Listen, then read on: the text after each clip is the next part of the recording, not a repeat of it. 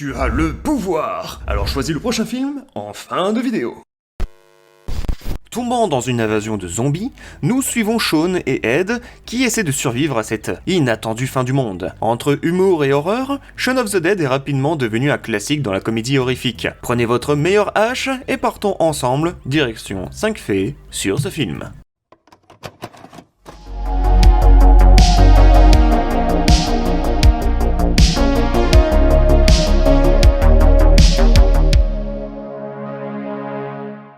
Le début d'une trilogie.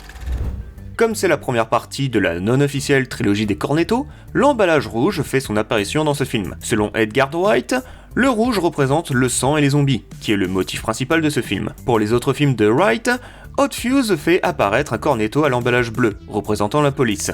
Tandis que dans la dernière partie, le dernier pub avant la fin du monde, c'est un emballage vert, représentant la science-fiction et les extraterrestres. Merci, Resident Evil. L'idée des Shaun of the Dead date de 1999.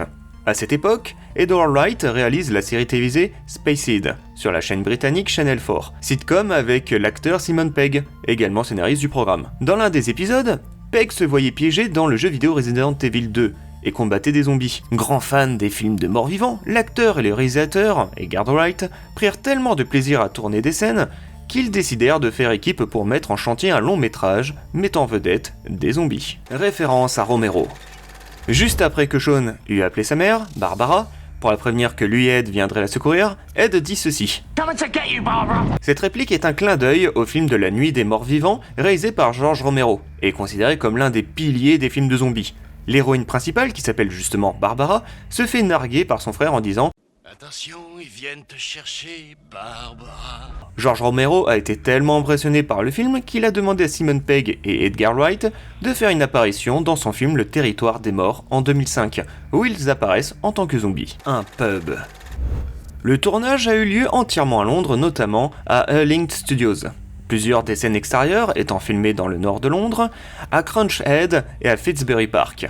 Les scènes filmées en intérieur et autour de Winchester l'ont été au Duck of Albany, un pub de Monson Road à New Cross, qui a été converti en appartement de luxe en 2007, sûrement suite à sa popularité après le film. Un crime dans la tête.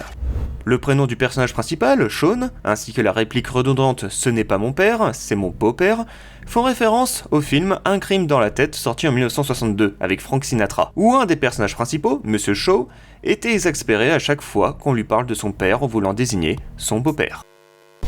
Et ainsi s'achève cet épisode sur Shaun of the Dead. J'espère que ça vous a plu. Vous pouvez bien sûr liker la vidéo, mais vous pouvez aussi vous abonner. C'est parfait et ça me motive pour continuer. Je vous laisse le choix entre ces deux films pour le prochain épisode. Mettez votre préférence en commentaire, je vous dis à très bientôt. Salut les amis de YouTube.